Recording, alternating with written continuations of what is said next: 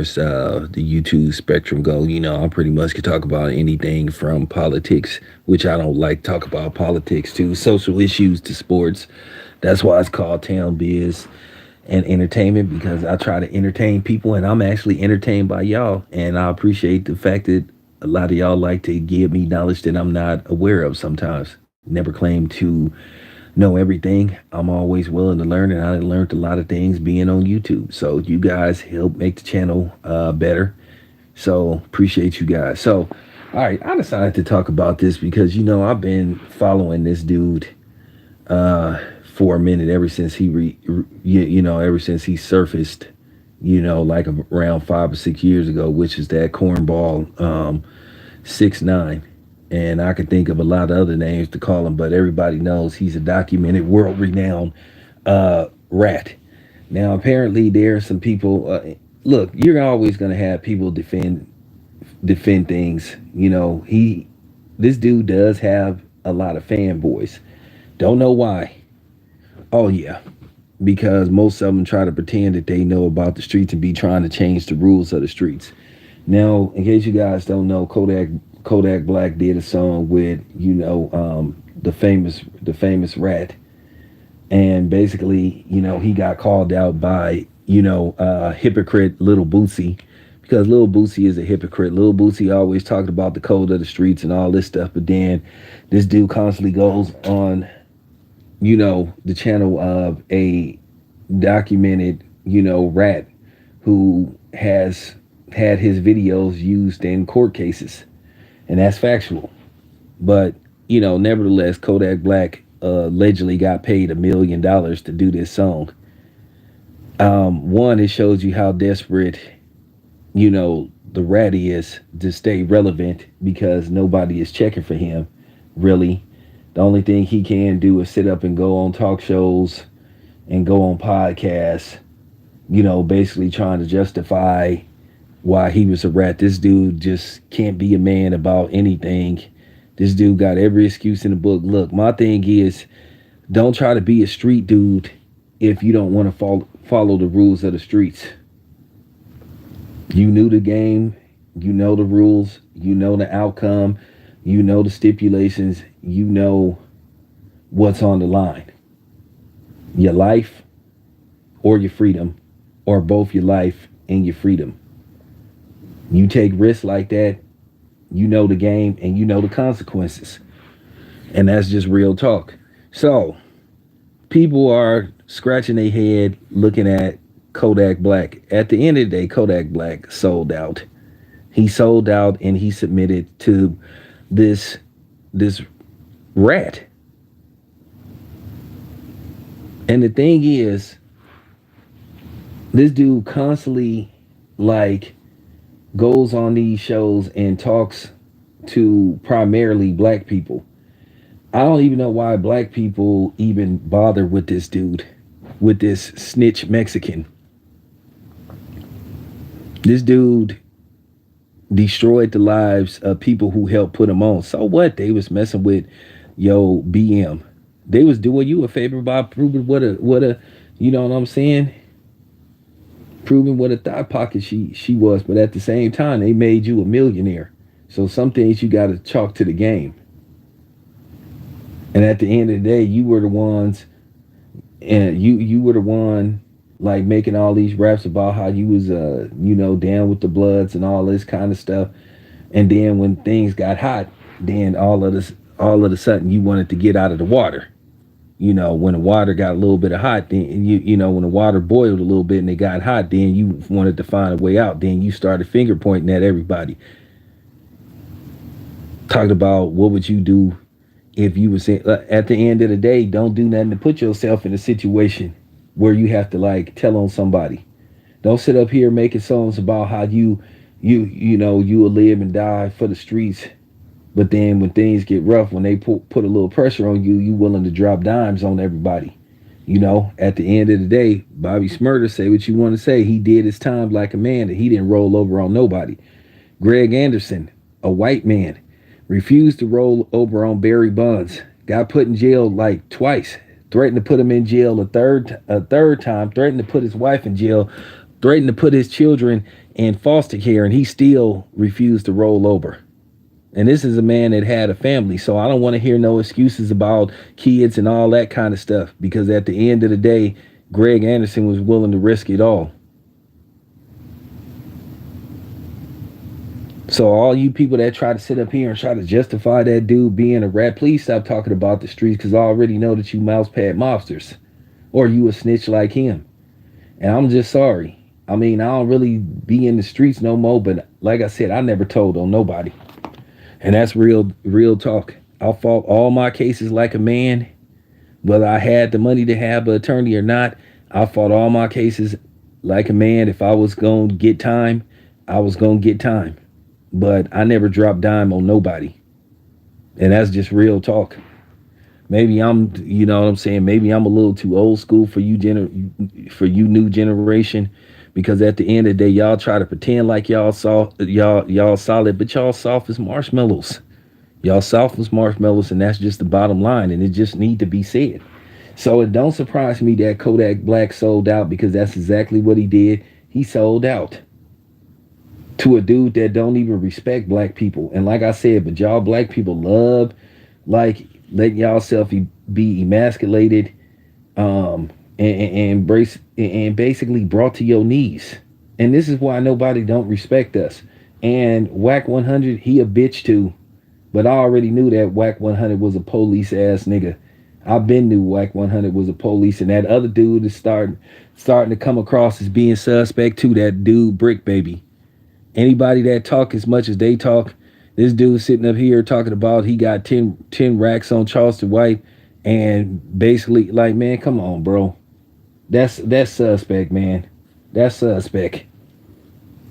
But Rat Boy, like I said, to a certain degree, he got a W, because he finally found some nigga that he knew would take the money and do a song with him. I would never work with that dude. I would never work with that dude. I wouldn't do anything with that dude. I wouldn't talk to that dude. I'll say, bro, don't you ever contact me. I have nothing to say to you, bro. You are a documented rat. You a snitch, and you a hoe. And that's all it come down to. But like I said, at the end of the day, black people are always trying to justify, degenerate behavior, or you know what I'm saying, or basically not having a pulse or being gutless. I'm sorry. It's just times like this that make me very sad to be a black man, when I see how submissive black people can be, and how black people love to be disrespected by other people. First of all, the way that dude used the N-word and stuff, somebody should have been like hit dude like dead square in his Adam's apple. This dude sit up here, he ain't even black, and he just be using the N-word, and he wouldn't do that in front of me. I promise you, I've been like, hey, bro, you saying the N-word way too much for my liking. Oh, who gonna stop me? And then next thing you know, he gonna get flipped on the ground. He already then got whooped on once.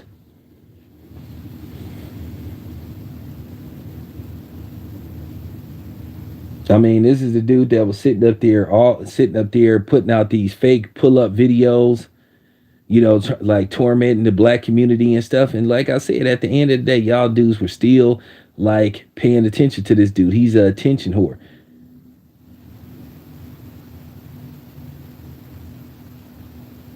And the only reason why I'm speaking on how pathetic that Kodak Black is. All it's always these excuses about, oh, I gotta feed my family, I gotta eat. Bro, wasn't you eating before you did the song? I mean, wasn't you okay with money? So you was that desperate. You couldn't put your moral compass to the side and say, nah, I can't do it. And that's what I'm be saying. I wish you niggas would stop talking about the streets, because for real, y'all dudes ain't really from the streets.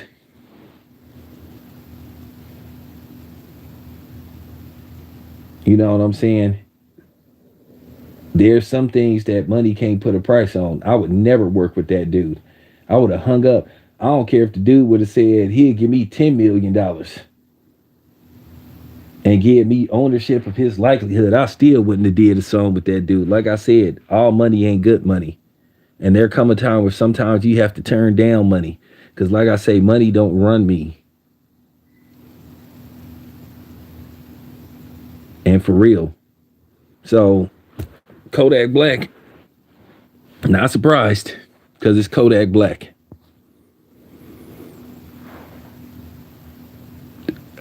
I just expect this kind of stuff out of people from my community. And this is why black people are where they are today, because black people are always, getting on their hands and knees and being submissive to people like Rat Boy, who secretly be laughing at people like us. He probably was sitting up. I finally got somebody to do it. Yeah, it took me $1 million, but I finally got somebody to succumb to me. So, no surprise that it's Kodak Black. But then again, Kodak Black be getting played anyway, just like he sat up there and gave those Mexicans in LA like 30 racks or something for so-called protection. Man, I ain't giving nobody protection money. And that's real talk. I ain't giving nobody no protection money. I can protect myself. Just don't go places where you ain't supposed to be. And that's just real talk. And out of all the people, why would you check in with them? Like, for real. And then the dude that's supposed to have been providing protection for you, he got robbed himself. Somebody broke into his house.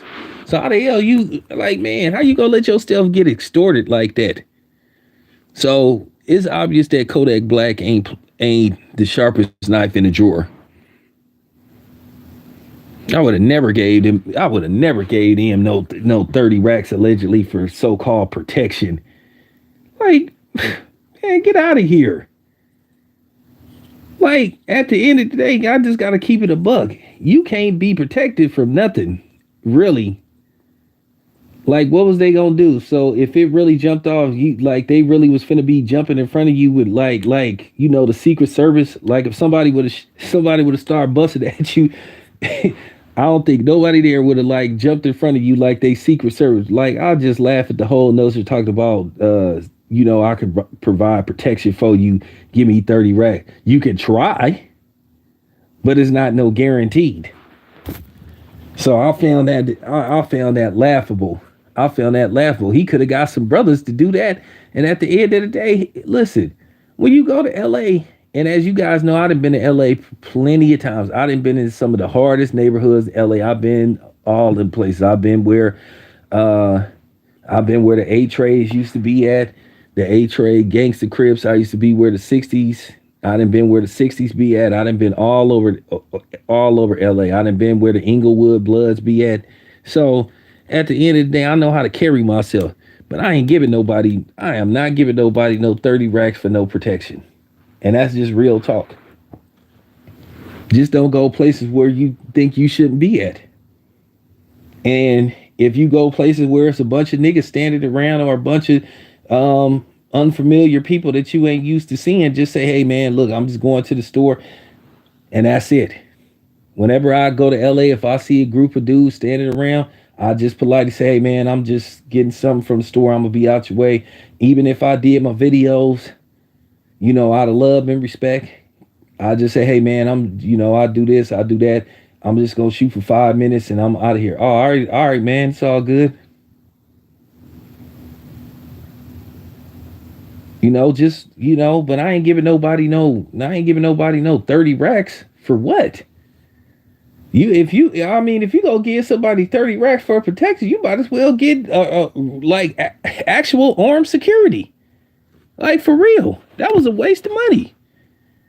That was just like a flat out waste of money, man. That dude got played, man. That was just laughable, man. Like, come on, Kodak. You got it. Like, come on, dude.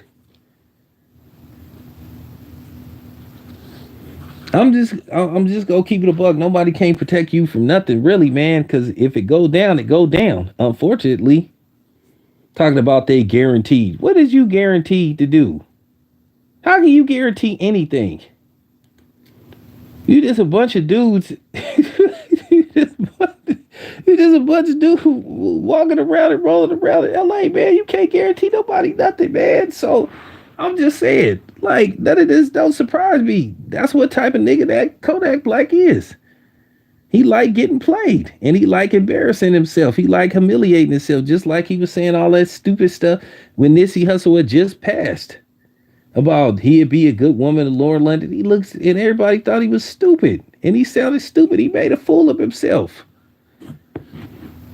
And people still kind of pissed off at him. That's why he kind of be moving and shaking in a certain way when he come to LA. But look, if you got a show, man, at the end of the day, them dudes really ain't checking for you like that. You just, you do your thing. And like I said, if you gonna spend 30 racks for protection, like I said, get you actual or like real armed security with, licenses to carry and all that kind of stuff. Or hire a bunch of off-duty cops. It's just real talk. So anyway, I just need to put that out there, man. I didn't want to spend too much time on that. I just wanted to give my quick opinion on the whole Kodak Black thing. So I'll be back. I'm gonna eat, chill. I'll be back in like an hour. It's your boy Tam Biz. I'm out.